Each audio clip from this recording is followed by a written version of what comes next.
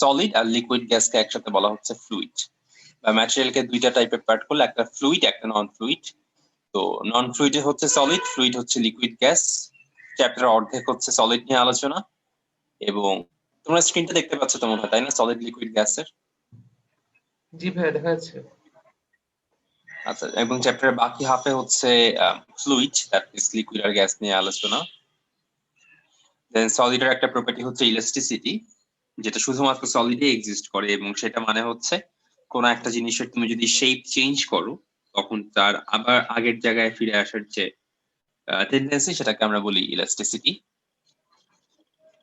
দেন এগুলো ডেফিনেশন গুলো দেখছিলাম। দেন অবজেক্ট তিনটা টাইপের হইতে পারে।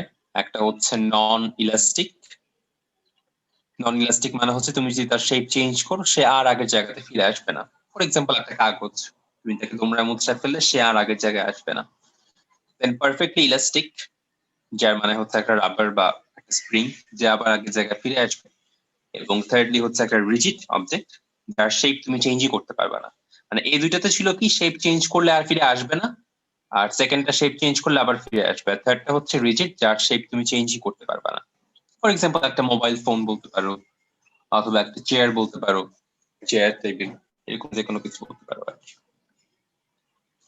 ওকে, এবং দেন আমরা দেখলাম যে জিনিসের লেন্থ কিভাবে চেঞ্জ হয় যদি দুই পাশ থেকে টানা হয়, ভলিউম চেঞ্জ হয় যখন চার পাশ থেকে টানা হয়, এবং স্ট্রেইন কাকে বলা হয়। স্ট্রেইন তিনটা টাইপের হইতে পারে, del L by L I, যেখানে ডেল এল মানে হচ্ছে লেন্থের চেঞ্জ, এল আই হচ্ছে ইনিশিয়াল লেন্থ, একে বলা হয় লংজিটিউডিনাল স্ট্রেইন।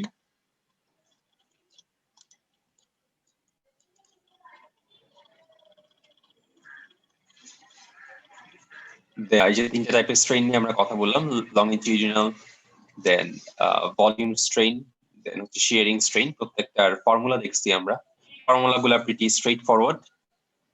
লংজিটিউডিনালের জন্য হচ্ছে del L by L I এটা, দেন ভলিউম স্ট্রেইনের জন্য হচ্ছে del V by V I, volume change divided by initial volume, এটাকে বলা হয় volume strain. Then shearing strain, এটাকে বলা হয় থিটা, এবং আমরা দেখছিলাম যে থিটা বলা যায়, ট্যান থিটা বলা যায়।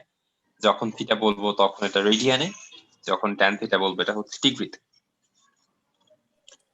দেন আমরা স্ট্রেস পড়ছি। হ্যাঁ বলো। শেয়ারিং স্ট্রেইনের কি ম্যাথ আছে? হ্যাঁ আছে, বাট শেয়ারিং স্ট্রেইনের ম্যাথ আসলে আসে না, মেইনলি লংজিটিউডিনাল দিয়ে ম্যাথটা বেশি আসে, শেয়ারিং দিয়ে খুব একটা আসে না ম্যাথ।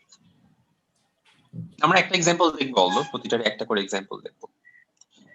এরপর স্ট্রেস, ওই আগের মতো এখানে তিনটা টাইপের স্ট্রেস, স্ট্রেইনের মতোই, আগের মতোই লংজিটিউডিনাল, ভলিউম এবং শেয়ারিং, প্রত্যেকটা আলাদা আলাদা। প্রত্যেকটা জায়গায় স্ট্রেসের ফর্মুলা, স্ট্রেইনের ফর্মুলা যেমন ডিফারেন্ট ডিফারেন্ট ছিল, del L by L I বা del V by V I. স্ট্রেইনের কিন্তু কোনো ইউনিট ছিল না, এটা তো আমরা ক্লিয়ারলি বুঝতেছি, কজ ডেল এল এর ভ্যালু, ডেল এল এর ইউনিটে মিটার এবং এল আই এর ইউনিটে মিটার, সো মিটার মিটার কাটা চলে যায়। কোন স্ট্রেইনেরই কিন্তু কখনো কোনো ইউনিট থাকে না, বাট স্ট্রেসের একটা ইউনিট থাকে, এবং স্ট্রেসের ইউনিট হচ্ছে এফ, স্ট্রেসের ফর্মুলা হচ্ছে এফ বাই এ, এটা অলওয়েজ, সেটা দৈর্ঘ্য হোক, আয়তন হোক বা ক্রিন্তন হোক, তিনটা কেসেই স্ট্রেস বা পীড়নের যে ফর্মুলা সেটা বলা হয় এফ বাই এ। এখন এটা ক্ষেত্র বিশেষ চেঞ্জ হতে পারে, যেমন তুমি যদি এই একটা রড মনে করো, এই রডের জন্য এ বের করতে চাও, তখন তো জাস্ট লেন্থ ইনটু ব্রেডথ।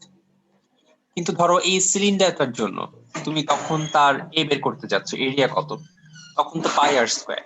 মানে এটা এক এক ম্যাটেরিয়ালের জন্য এক এক রকম, বাট এফ বাই এ এই জিনিসটা কিন্তু কনস্ট্যান্ট। আচ্ছা, দেন ভলিউম স্ট্রেস, এটাও আগের মতো এফ বাই এ, এখানে হচ্ছে এ এর ভ্যালু ডিফার করতে পারে। যেমন এটা একটা সার্কেল, তো এই সার্কেলের জন্য এরিয়া কত হয় আমরা জানি, একটা স্পেয়ারের জন্য, সার্কেল না সরি স্পেয়ার, স্পেয়ারের ভলিউম হয় 4 পাই আর স্কয়ার। যদি একটা কিউব থাকতো, কিউবের ভলিউম হয় 6 এ স্কয়ার, এরকম টাইপ যে কোনো কিছু অ্যাপ্লাই হতে পারে। দেন আমরা দেখি শিয়ারিং স্ট্রেস, এটাও এফ বাই এ, এবং এটা হচ্ছে যেই দিকে আমি ফোর্সটা দিচ্ছি সেই ফিল্ডটার এরিয়া যত। এটা কোশ্চেন ডিরেক্টলি মেনশন করে দেওয়া থাকবে, এটা বুঝতে আশা করা যায় খুব একটা প্রবলেম হবে না। আচ্ছা, আচ্ছা, আমরা কি পয়জন রেশিও পড়ছিলাম? বা এখানে আমরা মনে হয় এতটুকু হুকস ল থেকে স্টার্ট হবে আজকে। হুকস ল থেকে start হবে, right? আচ্ছা আচ্ছা, এতটুকু পর্যন্ত মানে লাস্টে যতটুকু পর্যন্ত ছিল, একটু পর্যন্ত কারো কি কোনো কনফিউশন আছে?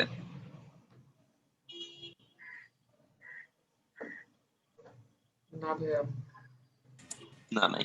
ভাইয়া, আহ, এখন হুক একটা ল বলছে, সে লটা কি, যে কোনো একটা অবজেক্টের স্ট্রেস এবং strain proportional to each other, এবং সেটাই তো হওয়া উচিত, তাই না? স্ট্রেস মানে কি অ্যাকচুয়ালি একটা ফোর্স, পার ইউনিট এরিয়াতে কতটুকু ফোর্স, তো যতটুকু ফোর্স দিব তার বিকৃতি বা স্ট্রেইন ততটুকু ঘটবে।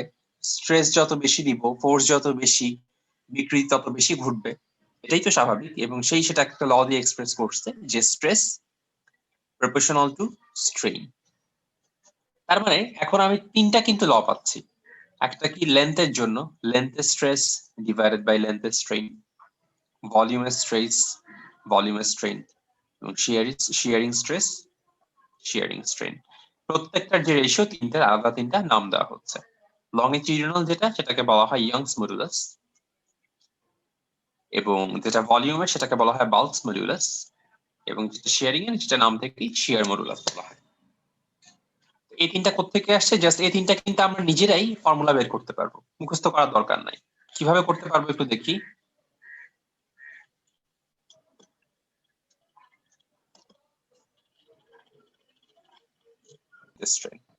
তো স্ট্রেস তো অলওয়েজ এফ বাই এ, সেটা বসাইলাম এখানে, এবং লেন্থের স্ট্রেন যেটা small L by L I, বা ডেল, এটাকে ডেল এল ও লেখা যায় চাইলে, ডেল এল দিয়ে এখানে স্মল এল বোঝানো হয়।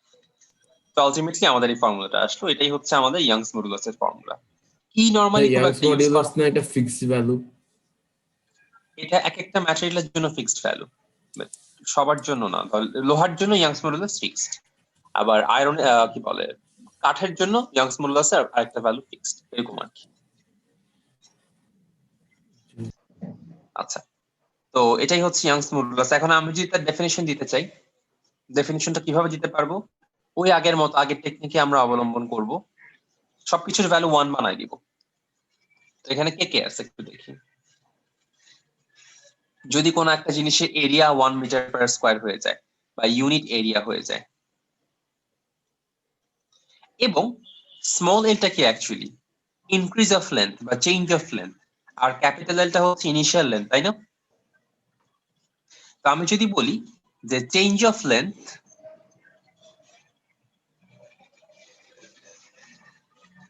ইকুয়াল টু ইনিশিয়াল লেন্থ হয়, তাহলে কি এই টার্মটা 1 হয়ে গেল না? জি ভাইয়া। হ্যাঁ ভাইয়া। চেঞ্জ অফ লেন্থ ইকুয়াল তাহলে টু ইনিশিয়াল লেন্থ, মানে তো কি লেন্থ চেঞ্জ হয় নাই? না না, চেঞ্জ হয়েছে। ধরো কোনো একটা জিনিসের লেন্থ ছিল 5, ও এখন আমি আচ্ছা, টেনে আরো তার 5 লেন্থ মিটার বাড়াইলাম বেড়েছে। 10। হ্যাঁ, হ্যাঁ, তো আমি যদি বলি কোনো একটা অবজেক্ট তার ইউনিট এরিয়ার ইনক্রিজ অফ লেন্থ তার ইনিশিয়াল লেন্থের সমান করতে যেই পরিমাণ ফোর্স লাগবে, সেটাকেই তার ইয়াংস মডুলাস বলা যায় না? হ্যাঁ ভাইয়া। এখন তাহলে এটা 2 নম্বরের প্রশ্ন এটা আসতে পারে যে ইয়াংস মডুলাসের ডেফিনিশন কি, অথবা আরেকভাবে আসতে পারে। ফর এক্সাম্পল, তোমাকে বললো যে স্টিলের ইয়াংস মডুলাস 2 × 10⁻11, আমি ধরে নিলাম এই ভ্যালুটা এক্সাক্ট না, আই গেস। বললো যেটা মানে কি ইয়াংস মডুলাস 2 × 10⁻11 অর্থটা কি? তখন তুমি কিভাবে বলবা যে 1 মিটার স্কয়ার একটা স্টিল, তার লেন্থ আমি যদি তার ইনিশিয়াল লেন্থের সমপরিমাণ বাড়াই, তার ইনিশিয়াল লেন্থ যত ছিল আমি যদি তার লেন্থটাকে এক্স্যাক্টলি ততটুকু বাড়াই, তার জন্য আমার 2 × 10⁻11 নিউটন ফোর্স প্রয়োজন হবে। এটাই হচ্ছে ইয়াংস মডুলাসের মাহাত্ম্যটা। এটা কি বুঝতে পারছো? জি ভাইয়া। ভাইয়া ক্যাপিটাল এলটা ইনিশিয়াল না? হ্যাঁ, ক্যাপিটাল এল হচ্ছে ইনিশিয়াল, আর স্মল এল হচ্ছে চেঞ্জ অফ লেন্থ। আচ্ছা বুঝছি ভাইয়া। আচ্ছা, 1 মিনিট একটু ওয়েট করো। দেখি এখানে একটা এক্সাম্পল করার চেষ্টা করবো। এক্সাম্পল না, মাঝে মাঝে 2 নাম্বারের জন্য কোয়েশ্চেনটা আসে। দেখো, রাবার আর স্টিল, এদের মধ্যে কে বেশি ইলাস্টিক? এটা কি আমরা সলভ করছিলাম আগে? হ্যাঁ জানি স্টিল, কিন্তু কেন হয় হ্যাঁ এটা জানি না। এমসিকিউ তে পড়ছিলাম আচ্ছা এসএসসি হ্যাঁ। তে। আচ্ছা আচ্ছা, ওকে। এখন আমরা একটু বোঝার চেষ্টা করবো, এই ফর্মুলা দিয়ে আমরা বোঝার চেষ্টা করবো যে কোনটা স্টিল, কোনটা বেশি ইলাস্টিক। তো আমি ইয়াংস মডুলাসের ফর্মুলা যখন দেখবো, ধরো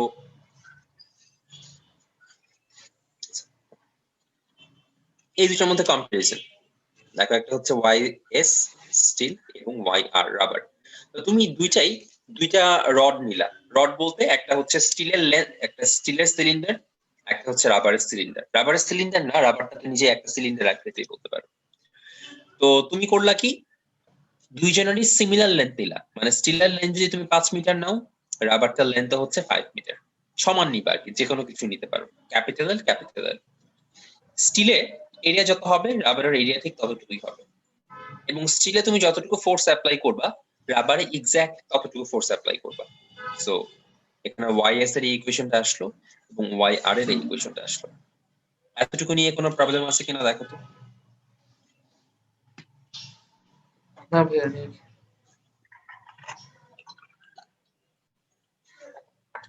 আচ্ছা, এরপর ইকুয়েশন 1 দিয়ে ইকুয়েশন 2 কে ডিভাইড করো।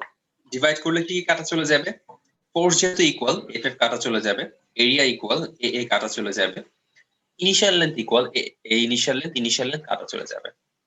কিন্তু এই যে স্মল ls আর স্মল lr, এটা কিন্তু আমার উপর ডিপেন্ডেন্ট না, তাই না? আমি আমার মতো ফোর্স দিলাম দুইটা জায়গাতে, বাট ইনক্রিজ কতটুকু হবে এটা তো আসলে তাদের ইন্টারনাল ব্যাপার, তাই না? হ্যাঁ ভাইয়া। আমি তো ইকুয়াল অ্যামাউন্ট অফ ফোর্স দিচ্ছি, তো আমরা এটাকে তার কাটাকাটি করতে পারবো না, ls আর lr থেকে যাবে। সো ys বাই yr ইকুয়াল টু হচ্ছে lr বাই ls। এই হচ্ছে ঘটনা। ওকে, এখন নরমালি তুমি চিন্তা করে দেখো, যদি সিমিলার টাইপের ইয়েতে তুমি যদি সিমিলার ফোর্স দিয়ে একটা স্টিলকে টানো এবং রাবারকে টানো, কার লেন্থটা তুমি সবচেয়ে বেশি বৃদ্ধি করতে পারবা? ডেফিনেটলি রাবারের, তাই না? রাবারকে টেনে বেশি লম্বা করা যাবে।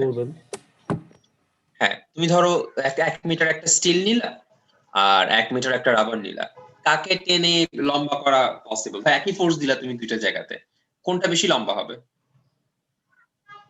স্টিল তো লম্বা হবেই না অ্যাকচুয়ালি, তাই না? মানে নর্মাল ওয়ার্ল্ডে তুমি যদি নর্মাল ফোর্স দাও স্টিলের কোনো বাড়বেই না, অলমোস্ট জিরো বলতে পারো, আর রাবার তো বেশ ভালোই বাড়বে। তার মানে কি definitely LR greater than LS না? হ্যাঁ, আচ্ছা, সো LR যেহেতু গ্রেটার দেন LS, সো আমরা বলতে পারি YS গ্রেটার দেন YR। তার মানে স্টিলের ইয়াংস মডুলাস রাবারের ইয়াংস মডুলাসের চেয়ে বেশি, এবং that means steel is more elastic than rubber. Young's মডুলাসের সাথে হুকস লয়ের রিলেশন কি? হুকস ল এর একটা অ্যাপ্লিকেশন হচ্ছে ইয়াংস মডুলাস। হুক বলছিল কি যে স্ট্রেস আর স্ট্রেইন প্রপোর্শনাল, তো সেখান থেকে তো আমি বলছি যে লংজিটিউডিনাল স্ট্রেস আর লংজিটিউডিনাল স্ট্রেইনটা প্রপোর্শনাল, এবং তারা যে প্রপোর্শনাল সেই প্রপোর্শনালিটি কনস্ট্যান্টটাই ইয়াংস মডুলাস, যে F by A proportional to L by L। এটা কোত্থেকে আসছে? হুকস ল থেকে আসছে, তাই না? জি ভাই। তার মানে আমি বলতে পারি F by A equal to একটা কনস্ট্যান্ট আনলাম L বাই L, এবং সেখান থেকে আসলো Y equal to FL by A। আচ্ছা ভাইয়া, আমরা কি ইয়াংস মডুলাস দিয়ে বুঝতে পারি একটা অবজেক্টের ইলাস্টিসিটি কতটুকু? এক্স্যাক্টলি, হ্যাঁ, ইয়াংস মডুলাস যত বেশি হবে ইলাস্টিসিটি তত বেশি হবে। ভাইয়া রাবার আর স্টিলের দুইটার এরিয়া কিভাবে সেম নিতে পারে যদি লেন্থও সেম থাকে? ইমব্যালেন্স হয়ে তা যাবে তুমি না? এভাবেই যে একটা জিনিস কাটবা, মানে তুমি এটা এরিয়াটা কতটুকু রাখবে এটা তো তোমার উপর ব্যাপার ম্যাটার করে, তাই না? তুমি একটা জিনিস কাটবা, কতটুকু এরিয়া করে কাটবা এটা তো তুমি নিজের ইচ্ছা মতো ডিসাইড করতে পারো। এখানে আমরা দুইটার এরিয়া সেম রাখলাম যাতে হচ্ছে আমাদের কম্পেয়ার করতে সুবিধা হয় আর কি। আচ্ছা, বুঝছি ভাইয়া। তার 2 নাম্বারের জন্য এটা কিন্তু বেশি ইম্পর্টেন্ট কোশ্চেন, যে স্টিল আর রাবারের মধ্যে কার ইলাস্টিসিটি বেশি, এবং তখন আমাদের এক্স্যাক্টলি যে এখান থেকেই এতটুকু লিখতে হবে। আচ্ছা, এটা নিয়ে কারো কোনো কনফিউশন আছে নাফিস? হ্যাঁ, এখানে ওদের এরিয়া কি সেম ধরা হয়েছে? হ্যাঁ, এরিয়াও সেম ধরা হয়েছে, লেন্থ ইনিশিয়াল লেন্থও সেম ধরা হয়েছে, এবং আমি সেম ফোর্সও দিচ্ছি, মানে আমার উপর যা যা ছিল আমি ইনিশিয়াল লেন্থ কতটুকু নিব বা কিভাবে কাটবো সেটা এটা আমার উপর ডিপেন্ডেন্ট, আমি সেম ধরছি। দুইটার এরিয়া আমার উপর ডিপেন্ডেন্ট, কতটুকু রাখবো সেটাও আমি সেম রাখছি, এবং কতটুকু ফোর্স দিব সেটাও আমার উপর ডিপেন্ডেন্ট, সেটাও আমি সেম রাখছি। কিন্তু আমি ফোর্স দেওয়ার পর তারা কতটুকু বাড়বে এটা হচ্ছে তাদের উপর ডিপেন্ডেন্ট, তাদের internal property.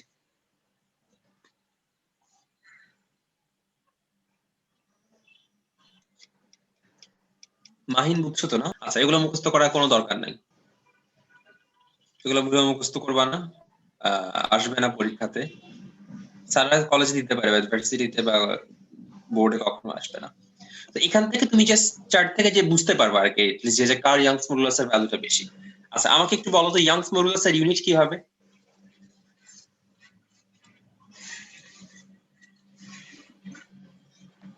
Newton meter equals to meter. Exactly, মানে এটা আসলে প্রেসারের ইউনিটই হবে, তো যেহেতু স্ট্রেনের কোনো ইউনিট নাই এবং স্ট্রেসের ইউনিট মানে হচ্ছে প্রেসারের ইউনিট, প্যাসকেল বা নিউটন পার মিটার স্কয়ার, তার মানে সেটা কি হচ্ছে তুমি বলতে পারো। স্ট্রেস আর আচ্ছা, স্ট্রেস যেহেতু আমরা শিখে গেলাম, এখন আমরা একটা জিনিস বাদ দিয়ে আসছিলাম, সেটা একটু এখন দেখে আসি।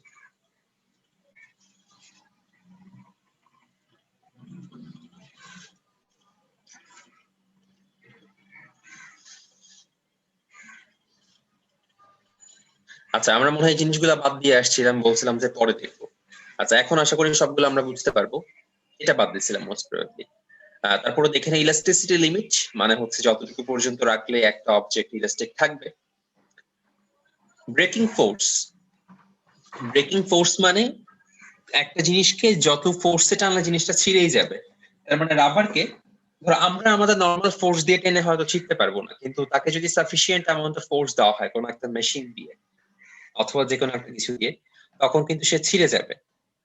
অথবা এটা দেখতে পারো, রাবার আছে না, ওই যে রাবার কিন্তু বেশি জোরে টানলে ছিঁড়ে যায় না, জি ভাই। ওই যে ছোটখাটো রাবার গুলো, চিকন জিনিসকে বাঁচানোর জন্য, টাকা বাঁচানোর জন্য যে রাবার গুলো ইউজ করা হয়, সেখানে সেটা কিন্তু ছিঁড়ে যায়। সো দ্যাট মিনস এটাই হচ্ছে ব্রেকিং ফোর্স, যে যখন সে আর নিজের ইন্টিগ্রিটি ধরে রাখতে পারবে না, একদম ছিঁড়ে যাবে। এবং পার ইউনিট এরিয়াতে, সহজ কথায় ব্রেকিং ফোর্সকে তুমি যখন এরিয়া দিয়ে ডিভাইড করবা, তখন তুমি পেয়ে যাবা ব্রেকিং স্ট্রেস। স্ট্রেস মানে কি? Force by area. তাহলে ব্রেকিং স্ট্রেস কি হবে? Breaking force by area. এইটা এখানে আমরা বাদ দিচ্ছিলাম তখন পড়ার সময়। এটা এখন ক্লিয়ার মেবি, তাই না? জি ভাই, ক্লিয়ার। জি ভাইয়া।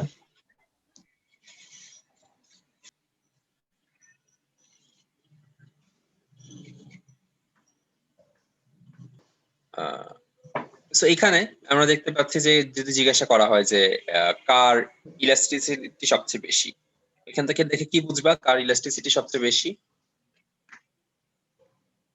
স্টিলের বেশি সবচেয়ে। স্টিলের, রাইট। স্টিলের হচ্ছে 210 ইয়াংস মডুলাস, হিউজ একটা ভ্যালু। তারপর কপার, এরকম কন্টিনিউয়াসলি। রাবারটা দেখা যাচ্ছে সবচেয়ে কম, প্লাস্টিক, বোন, এরকম টাইপের। এখানে জিপিএ দিয়ে বোঝানো হচ্ছে, কি বোঝানো হচ্ছে বলতো? Giga Pascal. প্যাসকেল মানে এই দুই প্রত্যেকটার সাথে 10⁹ মাল্টিপ্লাইড আর কি। প্রত্যেকটার সাথে 10⁹ না লিখে এখানে একেবারে লিখে দিল গিগা প্যাসকেল। আচ্ছা,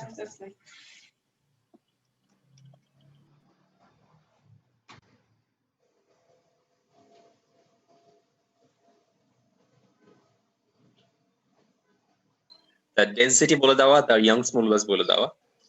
কোয়েশ্চেন হচ্ছে হাইস্ট কত লেন্থ না ছিঁড়ে ঝুলে থাকতে পারবে। এখন না ছিঁড়ে ঝুলে থাকার মানে কি? হাইস্ট মানে তার ব্রেকিং স্ট্রেসকে যদি ক্রস না করে, তাহলে তো না ছিঁড়ে ঝুলে থাকবে, তাই না? যদি সামহাও ব্রেকিং স্ট্রেসকে ক্রস করে ফেলে, তাহলে আর ঝুলে থাকতে পারবে না, ছিঁড়ে যাবে। এটা তো বোঝা যাচ্ছে, তাই না? হ্যাঁ ভাইয়া। জি ভাইয়া। আচ্ছা, তো আমরা ধরে নেই, তো এখানে তো আসলে আমরা মানে মেইন ব্যাপারটা হওয়া উচিত এরকম যে F by A less than যদি এমন হয়, যতক্ষণ এই ঘটনা ঘটবে ততক্ষণ হচ্ছে না ছিঁড়ে ঝুলে থাকতে পারবে। এটা তো মনে হয় তোমরা বুঝতেছো, তাই না? जी भैया জি ভাইয়া আচ্ছা, আমরা এখানে তার লেস দেন ধরবো না, আমরা ধরে নিব ইকুয়াল আর কি। আমরা ধরুন এই ইকুয়াল ধরে কাজটা করব ম্যাথ করার সময়।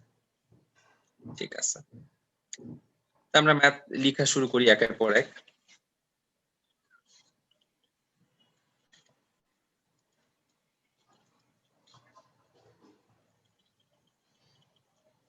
এখন এফ মানে কি?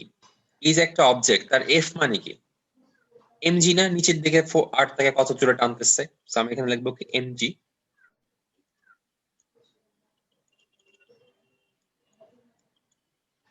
আচ্ছা, এখন এম কে আমরা কি লিখতে পারি? রোভি লিখতে পারি, বিকজ আমরা জানি ডেনসিটি ইকুয়াল টু কি, মাস বাই ভলিউম। সো আমি এখানে লিখলাম রো ভিজি বাই এ। আচ্ছা, আমরা কি ভি কে কি লিখতে পারি? সরি, ভি কে আমরা এটা লিখতে পারি না এরিয়া ইনটু লেন্থ? হ্যাঁ ভাইয়া সো আমরা জি এখানে ভাইয়া লিখলাম রো এরিয়া লেন্থ। ভাইয়া লাস্টে 3 মিনিট একটু রিপিট করে দেবেন, প্রচুর আটকাচ্ছিল তো এই কারণে। আচ্ছা, এই লাইন তো বুঝছো তাই না? জি ভাই এই লাইনটা বুঝেছি। দেন এফ ইকুয়ালস টু কেএমজি, মানে জিনিসটা যেহেতু ঝুলে আছে তাকে কে টানতেছে? আর্থ। সো আর্থের জন্য এফ এর ভ্যালু লিখলাম এমজি, থাকলো এটা। আর আমরা জানি rho equal to M by V, so M equal to কি, রো ভি। সো আমি এম এর জায়গায় লিখলাম রো ভি জি। আর ভলিউম মানে কত? এরিয়া ইনটু লেন্থ, সো আমি ভি এর জায়গায় লিখলাম এল। নাফিস কি বুঝছো ভাই? জি ভাইয়া বুঝতে পেরেছি এখন। আচ্ছা, সো এ কাটা চলে গেল এবং রো এর ভ্যালু কোশ্চেনে দিয়ে দেওয়া, জি এর ভ্যালু আমরা জানি, সেখান থেকে এল এর ভ্যালুটা বের করে নিব। পুরো ম্যাথটা খাতা একবার করে দেখো, কোনো প্রবলেম হচ্ছে কিনা বুঝতে, নিজেরাই করে দেখো এটা না দেখে, জাস্ট কোশ্চেনটা দেখে। যে ব্রেকিং স্ট্রেসের অর্ধেক স্ট্রেস যদি অ্যাপ্লাই করা হয়, তার মানে তোমাকে এখানে এক্স্যাক্টলি স্ট্রেসের ভ্যালুটা বলে দিল কত হবে। লিখি আমরা, বলে দেওয়া যে F by A equal to হবে হচ্ছে 7.9 ইন্টু 10 টু দি পাওয়ার 8/2। স্ট্রেসের মানটা তোমাকে বলে দিল। কোশ্চেন হচ্ছে আদি দৈর্ঘ্যে শতকরা কত অংশ বৃদ্ধি পাবে, তার মানে small L by capital L equal to কত হবে, পার্সেন্টেজে সেটাকে এক্সপ্রেস করতে হবে। কোশ্চেনটা কি বুঝছো কিনা দেখো তো।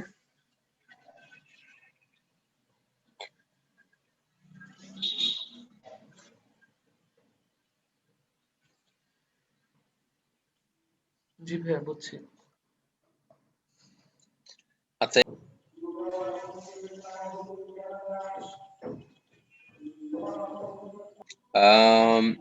এখানে একটা গ্রাফ দেখতে পাচ্ছি, গ্রাফটা তোমাদের পরীক্ষার জন্য খুব একটা ইম্পর্টেন্ট না অ্যাকচুয়ালি, জাস্ট একটা আইডিয়া নেওয়া। বিভিন্ন লিমিট এখানে দেওয়া। দেখো এই পোর্শনটা হচ্ছে একটা স্ট্রেট লাইন, এই স্ট্রেট লাইন থেকে হুকস ল একদম, এখানে কিন্তু ওয়াই এক্সিসে রাখা স্ট্রেস, তার মানে স্ট্রেস হচ্ছে ওয়াই এক্সিসে আর স্ট্রেইন হচ্ছে এক্স এক্সিসে। তার মানে স্ট্রেট লাইন থেকে Y equal to M X, এই ইকুয়েশনটাকে ফলো করছে না এই স্ট্রেট লাইনটা? जी भैया এবং এখানে, এবং যেহেতু আমরা দেখতেই পাচ্ছি যে স্ট্রেস আর স্ট্রেইন ডিরেক্টলি প্রপোর্শনাল, একটা স্ট্রেট লাইন। তো ডিরেক্টলি প্রপোর্শনাল আমরা কখন বলি আসলে? যখন ওয়াই আর এক্স এর পাওয়ার দুইটাই 1 1। যদি এরকম হয় Y proportional to X square, তখন কি আমরা ডিরেক্টলি প্রপোর্শনাল বলি? তখন বলি directly proportional to the square, তাই না? जी भैया এবং যখন একটা স্ট্রেট লাইন থাকে, যতক্ষণ স্ট্রেট লাইন আমরা জানি ততক্ষণ পাওয়ার 1 থাকে। তো এই পি লিমিট পর্যন্ত, এতটুকু পর্যন্ত আসলে হুকস লটা ফলো করে, এবং এই এতটুকু পর্যন্তই স্ট্রেস আর স্ট্রেইন ডিরেক্টলি প্রপোর্শনাল হয়, তারা হুক ল ফলো করে চলে, এবং এটাকে বলা হয় প্রপোর্শন লিমিট এই পর্যন্ত। এবং এটার ক্যারেক্টারিস্টিক্সটা কি? এটার ক্যারেক্টারিস্টিক্সটা হচ্ছে যতক্ষণ এখানে থাকে ততক্ষণ সে, তুমি তাকে যতই টেনে ধরো সে আবার আগের জায়গাতে ফিরে আসবে। তার মানে তুমি ধরো তাকে স্ট্রেস দিয়ে দিয়ে স্ট্রেইনটা এই পর্যায়ে নিয়ে আসলা, সামহাউ স্ট্রেস দিয়ে বাড়াচ্ছ, বাড়তে বাড়তে তার স্ট্রেইনও ঘটতেছে, একটা বিকৃতি ঘটতে ঘটতে এই পর্যায়ে স্ট্রেইনটাকে নিয়ে আসছো তুমি। যেই মুহূর্তে তুমি স্ট্রেসটা সরাই ফেলবা, স্ট্রেসটা যখনই শূন্য করে ফেলবা, তখন সে আবার আগের জায়গাতে চলে আসবে। তার মানে ইফেক্টিভলি তার কোনো স্ট্রেইন থাকবে না। এটা গেল প্রপোর্শন লিমিট। আচ্ছা, এরপর ইলাস্টিক লিমিট, এখানে দেখো সে কিন্তু হালকা বেঁকে গেল, এখানে হালকা বেঁকে যাওয়া মানে একটা কার্ভ ক্রিয়েট হয়েছে, যদিও এখানে বোঝা যাচ্ছে না, হালকা একটা কার্ভ ক্রিয়েট হয়েছে এখানে। এই কার্ভটার মানে কি, স্ট্রেস আর স্ট্রেন কিন্তু এখন no longer proportional to each other. যদি প্রপোর্শনাল হইতো তাহলে তো একটা স্ট্রেট লাইন হইতো, এটা স্ট্রেট লাইন না, তার মানে তারা আগের মতো প্রপোর্শনাল নাই। কিন্তু তুমি যদি এখানে আবার এটুকের মধ্যে যদি স্ট্রেসটাকে জিরো বানাও, সে আবার স্ট্রেনটা জিরো করে ফেলবে, তার মানে আগের জায়গাতে চলে আসবে। এটা হচ্ছে ইলাস্টিক লিমিট। এরপর আসা হচ্ছে ইয়েল্ড লিমিট। ইয়েল্ড লিমিট মানে কি, এখানে তো স্ট্রেস আর স্ট্রেন প্রপোর্শনাল নাই, এটা তো ক্লিয়ারলি দেখা যাচ্ছে, গ্রাফটা সুন্দর করে ভ্যারি করতেছে। এই পর্যন্ত আসার পরে, ওয়াই পর্যন্ত আসার পর তুমি যদি স্ট্রেসটাকে শূন্য বানায় ফেলো, তারপরও স্ট্রেইন শূন্য হবে না, একটা পার্মানেন্ট স্ট্রেইন থেকে যাবে। তার মানে ব্যাপারটা কি, একটা রাবারকে তুমি টানলা এত জোরে টানলা যে এখন তুমি যখন টানটা ছেড়ে দিলা তখনও সে আগের জায়গায় ফিরে আসতো না, তার লেন্থটা আগের চেয়ে একটু বেড়েই থাকলো, একদম কনস্ট্যান্ট ভাবে বেড়ে গেল। এটুকে বলা হয় হচ্ছে ইয়েল্ড লিমিট। আর এই ক্যাপিটাল আর কে বলা হয় রাপচার লিমিট। তার মানে তুমি যদি স্ট্রেস বাড়াইতে বাড়াইতে এই পর্যায়ে নিয়ে আসো, তখন এটা ছিঁড়েই যাবে, এটাকে বলা হয় রাপচার লিমিট। এই চারটা লিমিট এবং ফিগারটা একটু আরেকবার তোমরা কম্পেয়ার করে নিজেরা দেখো, কোনো পয়েন্ট বুঝতে সমস্যা হয় কিনা আমাকে জানাও। তো ভাইয়া স্ট্রেস পি আর থেকে স্ট্রেন, ওয়াই পর্যন্ত কি হয় এটা একটু আবার বলবেন? আচ্ছা, এক মিনিট দাঁড়াও, এটা একটু শেষ হোক। আহা, ই এর পার্টটা মানে ই পর্যন্ত যতক্ষণ থাকবে ততক্ষণ সে ধরো পি এর লিমিটের বাইরে চলে গেল, এই পোর্শনটাতে, এই পোর্শনটাতে সে, তাকে যদি তুমি স্ট্রেস দাও তার স্ট্রেইন ঘটবে, কিন্তু সেটা আগের মতো প্রফেশনাল থাকবে না। তার মানে স্ট্রেস তুমি যতগুণ বাড়াবা, স্ট্রেইন যে এক্স্যাক্টলি ততগুণই বাড়বে এরকম আর ঘটবে না, যেটা ঘটতো এতটুকুর মধ্যে। এখন ধরো তুমি স্ট্রেস একটু বাড়াইলা, 2 গুণ করলা, এমন হইতে পারে স্ট্রেইন 2.5 গুণ বেড়ে গেল বা 1.5 গুণ বাড়লো, এক্স্যাক্টলি ততগুণ বাড়লো না, এরকম হইতে পারে। এটা হচ্ছে ই এর মধ্যে পার্টটা। এবং বাট তুমি যদি তাকে স্ট্রেস যখন শূন্য করে ফেলবা, মানে যখন ফোর্স একদম রিমুভ করে ফেলবা, তখন সে আবার আগের জায়গায় ফিরে আসবে, এতটুকু কনফার্ম। এটা গেল ইলাস্টিক লিমিট। আর ইল্ড লিমিট মানে কি, যখন তুমি এই ওয়াই পর্যন্ত, মানে এই ওয়াইটাকেও ক্রস করবা, এই জায়গার মধ্যে থাকবা, তখন ব্যাপারটা ঘটবে, তুমি যদি ওয়াই পজিশনে একবার চলে আসো, ইন দ্যাট কেস ঘটবে কি, তার একটা স্থায়ী বিকৃতি থেকে যাবে। তার মানে রাবারকে তুমি টানতে টানতে এত জোরে টানবা যে এখন তুমি যখন টানটা ছেড়ে দিলা তখনও সে আগের লেন্থে ফিরে গেল না, তার লেন্থ আগের থেকে একটু বেড়ে গেল। তো যতটুকু বেড়ে গেল এটাকে আমরা পার্মানেন্ট স্ট্রেইন বলতেছি।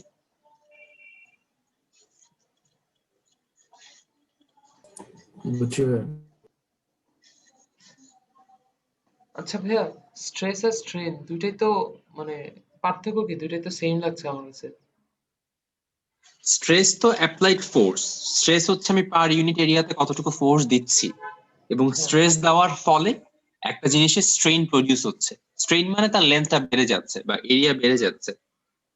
আচ্ছা, বুঝছি ভাইয়া।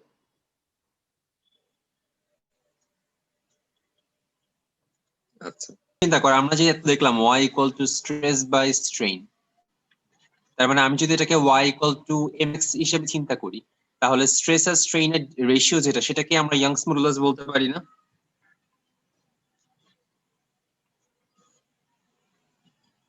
হ্যাঁ ভাইয়া। ভাই কি বললেন? স্ট্রেস? স্ট্রেস আর স্ট্রেইনের যে রেশিও, সেটাকে আমরা ইয়াংস মডুলাস বলতে পারি না? হ্যাঁ ভাই। এরকম বলি, কিন্তু এই গ্রাফ যদি আমি আঁকি, স্ট্রেস এবং স্ট্রেইন যে গ্রাফটা আঁকলাম, এই গ্রাফের যে স্লোপ, তাহলে সেটাকেও তো ইয়াংস মডুলাস বলা যায়, তাই না? Stress by strain, Y equals to M X এর সাথে হ্যাঁ ভাই। কম্পেয়ার করো তাকে, স্ট্রেস হচ্ছে ওয়াই, স্ট্রেন হচ্ছে এক্স, এবং গ্রাফের স্লোপ হচ্ছে এম, তো Y equal to M X. তার মানে তোমাকে ধরো স্ট্রেস আর স্ট্রেইনের গ্রাফ দিয়ে দিল, গ্রাফ দিয়ে দেওয়ার পর গ্রাফের যে কোনো দুইটা পয়েন্ট দিয়ে দিল, সাপোজ এই পয়েন্টটা হচ্ছে 2.6 আর এই পয়েন্টটা হচ্ছে ফর এক্সাম্পল 1.3। তোমাকে জিজ্ঞাসা করলো এই গ্রাফের স্লোপ, তো ডিরেক্টলি জিজ্ঞাসা করবে না, তোমাকে জিজ্ঞাসা করবে এটার ইয়াংস মডুলাস কত। তো তখন তুমি জাস্ট এই গ্রাফটার স্লোপ বের করবা এবং সেটাকেই ইয়াংস মডুলাস বলবা। এটা বুঝছো না? জি ভাইয়া। মাহিন বুঝছো? জি ভাইয়া বুঝছি। জি ভাইয়া।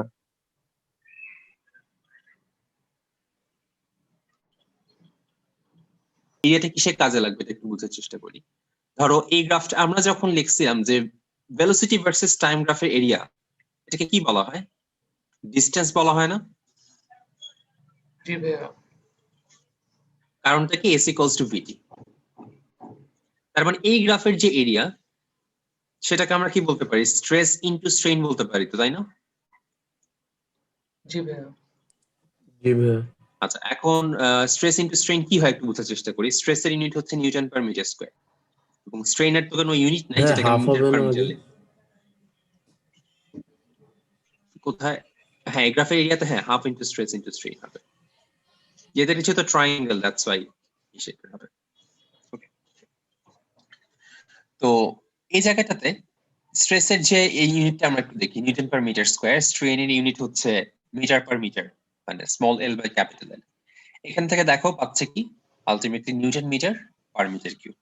এবং আমরা চ্যাপ্টার 5 এ পড়ে আসছি নিউটন মিটার মানেই হচ্ছে joule, joule per metre cube. তার মানে আমরা কি বলতে পারি, এই গ্রাফের যে এরিয়াটা সেটা হচ্ছে জুল পার মিটার কিউব। তার মানে কি work done per unit volume. এটা কি বোঝা যাচ্ছে কিনা দেখো তো। জি ভাই ভাইয়া। কি বের করলাম এটা? তার মানে আমরা এখান থেকে বুঝতে পারলাম যে এই গ্রাফের যে এরিয়াটা সেটা আমাকে বোঝাচ্ছে work done per unit volume. কারণ জুল হচ্ছে ওয়ার্ক ডান আর মিটার কিউব হচ্ছে ভলিউম। তার মানে জুল পার মিটার কিউব মানে হচ্ছে work done per unit volume. জি ভাইয়া বুঝছি। এবং এই গ্রাফটার এরিয়াতে কত দেখতে পাচ্ছি clearly, half into stress into strain. মনে করো স্ট্রেইন হচ্ছে 10, স্ট্রেস হচ্ছে 20। এখান থেকে আমরা এই গ্রাফের এরিয়া যদি বের করতে চাই ট্রায়াঙ্গেল দিয়ে, হাফ ইনটু 10 ইনটু 20।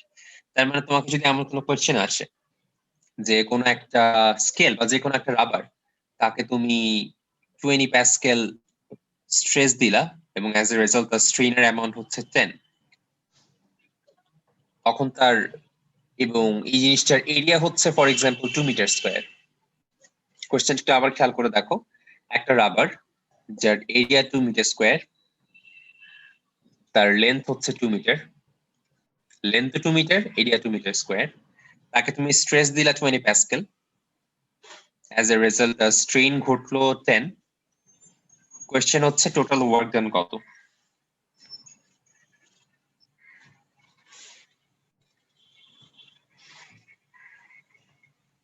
জি ভাইয়া। সো এখানে আমার স্ট্রেসের ভ্যালু দিয়ে দেওয়া 20, তো আমি স্ট্রেসটা রাখলাম, স্ট্রেইনটা রাখলাম 10। এবং তাহলে গ্রাফের এরিয়া যেটা, এই গ্রাফের এরিয়াটা অ্যাকচুয়ালি আমাকে কি বুঝাবে? Work done per unit volume, তাই না? জি ভাইয়া যে আমি যে বুঝছি। কোশ্চেনে জানতে চাইনি work done per unit volume কত, আমি জানতে চাইছি ওয়ার্ক ডান কত। তো ওয়ার্ক ডান কত জানার জন্য আমি তাহলে ভলিউমটার সাথে এটা মাল্টিপ্লাই করে দিতে হবে। এই জিনিসটার ভলিউম কত? 4। 4। তার মানে টোটাল ওয়ার্ক ডান হচ্ছে,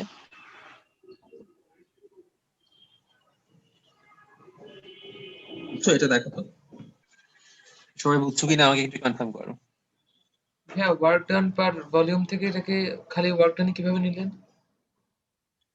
ভলিউম দিয়ে মাল্টিপ্লাই করলাম, আচ্ছা আচ্ছা। মানে আমি গ্রাফে ফর্মুলা ইউজ করে যেটা পাচ্ছি এটা তো work done per unit volume. হ্যাঁ তার সাথে যখন ভলিউমটা মাল্টিপ্লাই করব তখন টোটাল ওয়ার্ক ডানটা পাবো।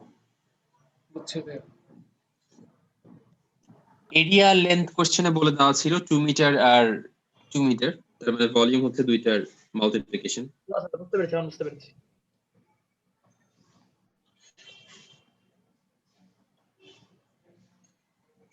তো তিনটা তার, তাদের লেন্থ ইকুয়াল, তাদের ডায়ামিটার বলে দেওয়া, এগুলা কিন্তু রেডিয়াস না ডায়ামিটার। এবং তিনটাতে ইকুয়াল ফোর্স অ্যাপ্লাই করা হচ্ছে, এবং তিনটার লেন্থ ইনক্রিজ অফ লেন্থ দেখো 5%, 2%, 1%। এখানে 5% হওয়ার মানে কি, যে small L equal to 5% of L. এখানে 2% মানে স্মল এল হচ্ছে 2% অফ ক্যাপিটাল এল। আচ্ছা, কোয়েশ্চেন হচ্ছে প্রথম যে তারটা সেখানে ইউনিট ভলিউমে স্টোর এনার্জি কত?